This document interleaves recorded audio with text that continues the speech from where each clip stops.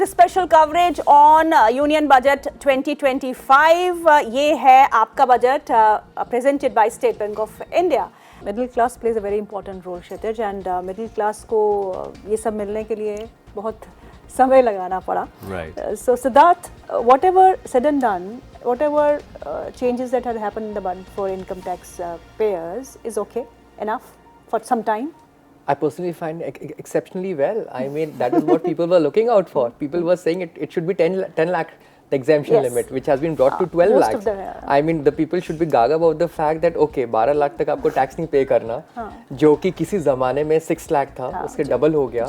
So I think much is left to be done at the side of the people. They can save more, they can invest more, and this primarily will be acting as a very big impetus for the growth of the nation. Affordable housing के बारे में कोई बात नहीं की इस बार. नहीं आएगा. I think fine ULIPs prints में में आएगा. कुछ हुआ है. Yes, please. they have taken out section 10D का benefit from ULIPs. It will be as per the capital gain part. Otherwise 5 lakh तक का ULIP का पहले रखा हुआ था, clause रखा था. They have taken that out. आप इंश्योरेंस की बात जरूर कर रहे थे. I never wanted to point out कि क्या होगा, but they have taken out that benefit. But how does that impact? So I think it's in a way it's in parity with what mutual funds are. तो mutual fund में भी आपको capital gain देना पड़ता है, ULIP पे भी आपको capital gain देना पड़ेगा. Long term capital gain, short term तो होता ही नहीं है उसमें, long term It's basically होता है. rationalization. Yes, उसका tax benefit जो होता था इंश्योरेंस का वो चला गया. I think to my sense 12 lakh तक का जो आपने benefit दिया है, and I agree with what you are saying that 10 lakh भी होता तो लोग उतने खुश होते हैं. अब और भी ज्यादा पार्टी हो रही है, you know, 5% यूनाइटेड स्पिरिट्स और यूनाइटेड ब्रूअरी के स्टॉक्स ऊपर हैं. So I'm telling you, I saw the screen. Auto stocks को देखिएगा. Auto stock को M&M are doing, yeah. So I'm saying वो तो because गाड़ी लेगा तो गाड़ी तेरा भाई चलाएगा, वो वाला system. Everybody is happy about it, but on a serious note, people will not, because many people they still, you know, we keep on saying mutual fund सही है, but सिर्फ 5.25 करोड़ यूनिक फोलियोस हैं. But इंश्योरेंस पॉलिसीज कितनी है? तो काफी लोग उस ATC की प्लानिंग के लिए आपका इंश्योरेंस लेते थे. तो 12 लाख के लिए वो कहीं ना कहीं it's very good for the economy, पर इंश्योरेंस के लिए कहीं ना कहीं वो डेंट पड़ेगा.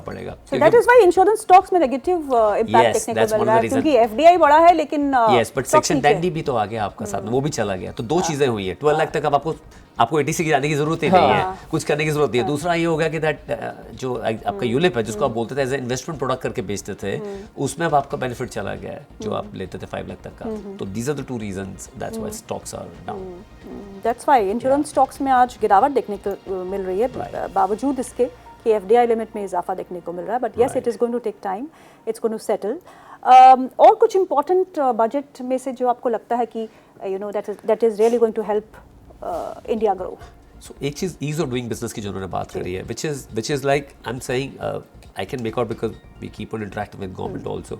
They are making some modules and manuals also जो चाइना में जैसे है. They are very clear that you can't replace China, but you can crave, आप अपने लिए अपना एक niche अलग से create कर सकते हो. And they are saying that अभी जैसे मैंने आपसे बात करी mister Modi, he has met Mr. Sikka, he want him to be on the advisory board of जो AI को लेके वो initiative government of India करना चाहती है. And they are asking for much more buffer of units which they want to procure from US. So I think they are now talking about futuristic sectors और उसमें हम कैसे role play करें. अभी existing sectors तो हैं ही है, हम उसको कैसे आगे लेके चलें, हम डेटा सेंटर्स में कैसे आगे अपना शेयर इंक्रीज करें.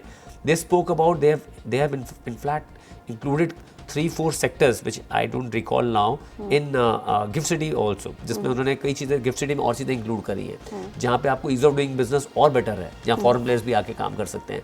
So overall I think there is right sentiment to push the private sector growth also. That's something which is very positive. Siddharth, clean technology manufacturing, इस पर काफ़ी जोर दिया गया है और ये माना जा रहा है कि solar PVC cells, EV batteries, wind turbines, ये सब मैन्युफैक्चरिंग इन इंडिया होगा. That is what we need for our EV growth.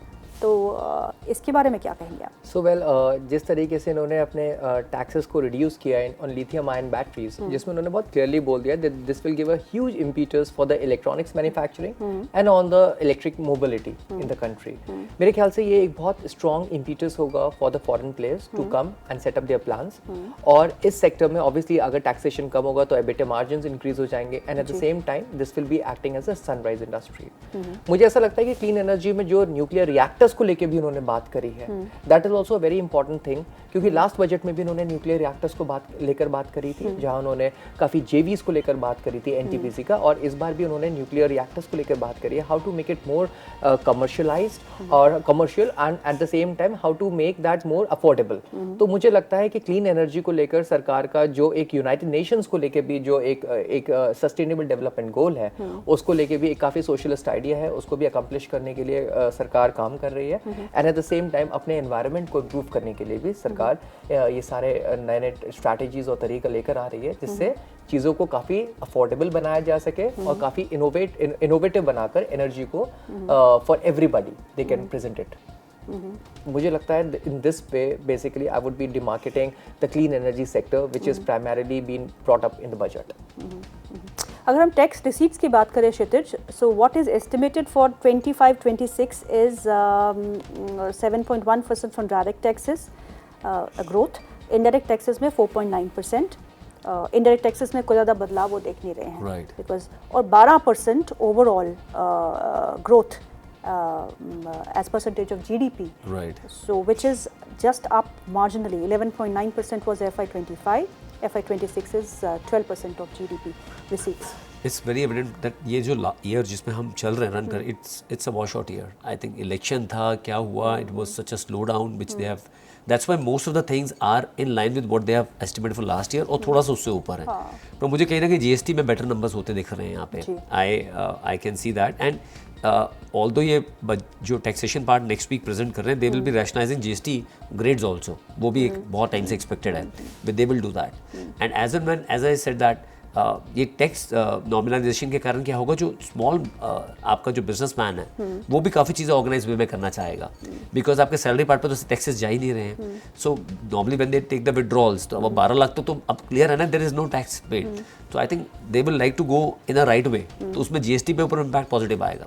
तो उसका इनफैक्ट बेनिफिट आपको मिलता ही है जो मैन्युफैक्चरिंग वाले हैं. इनपुट क्रेडिट मिलता है, बाकी चीज़ें मिलती हैं. तो I see that to my knowledge this number growth is very much possible. I think इस बार मैं बोल सकता हूँ ये आउट परफॉर्म कर सकते हैं जो नंबर्स इन्होंने गाइडेंस दी है नेक्स्ट ईयर. हाँ, देखिए मार्केट्स की बात करते हैं, पीपल वर लाफिंग. पर अगर जीडीपी के आंकड़े को देखें, they have been very conservative. They are saying 6.4 to 6.8. Yes, because you are at 5.5. Still, it's much better than what right now we are at.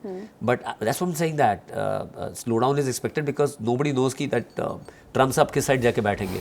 सो थोड़ा सा वो एक इंडिकेशन है जिसको लेके थोड़ा कॉन्जर्वेटिव होकर चल रहे हैं. But these numbers can always be revised. वो रिवाइज किए जा सकते हैं, वो नंबर रिवाइज किए जा सकते हैं. But yes, to my sense, as you are already in a corrected mood in terms of markets and sentiments, तो यहाँ से upward ही दिखेगा, आपको चीज़ें होती हुई दिखेंगी.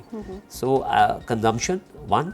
Second, the consumption will drive demand. Demand will push many companies to step up their capacities, and ease of doing business will add lot of new lines of business to many of the business companies also. तो वो सारी चीज़ें overall impact करेंगी. I agree with him that on the energy theme also, I think many things will unfold now. Whether you're talking about Tata Power, but Reliance का जब hydrogen का पूरा जब सिस्टम निकल के आएगा, it is going to be much bigger. They're talking about PSP which can store powers. तो मेरे को था थोड़ा सोलर पे या ईवी पे कुछ और चीज़ें आएंगी, पर वो आई थिंक फाइन प्रिंट्स में होगा, जो I can make out because she can't say everything in that 1 hour. But it will for sure, it will come. Even for affordable housing, something was to be announced. Yes, something was supposed to be announced. But I think now they have given उन्होंने सीधा आपको एक bumper निकाल के दे दिया 777. Some big thing for discussion today, right? Yes, because they have given that bumper thing. That was the most important part, which the government will. Now they keep on boosting about this, I think, for long. This is actually a very big thing. So I think that's why I think those things will come to know by the end of the day. क्या But five prints आते हैं. even Asim sir said 6% of the population of India Holds files returns. Only 3% of them taxpayers. So interestingly, what UPI has done, it has given a track of what you, me, him, or anybody else is doing. They're going a little slow in their things. But now they have a track of what type of spending you're doing and what type of spending I'm doing. It's just a matter of time when you'll see this number will also start stepping up in terms of tax filing also. Now you have a track of how money is moving. Most of the people are using UPI. And now there is no fear in many of the people who are doing business कि 12 लाख तो मुझे कुछ देना नहीं है. अब उसके ऊपर थोड़ा बहुत देना भी होगा ना, he will be more than happy to give some money as a tax rather than just holding on कि मैं कुछ भी नहीं दूँ. तो वो आपको परसेंटेज अब बढ़ती हुई दिखेगी. And as your per capita GDP जो $2750 के आसपास है, ये स्टेप अप करेगा.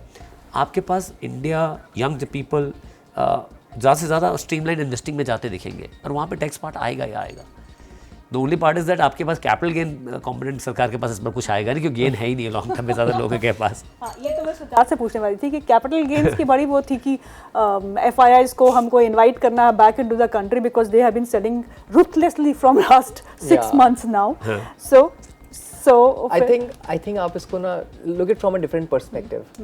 Despite the fact last year सरकार ने capital gains बढ़ा दिए 10% से 12.5%. We are still one of the lowest capital gains levied country in the world. तो the point is very simple.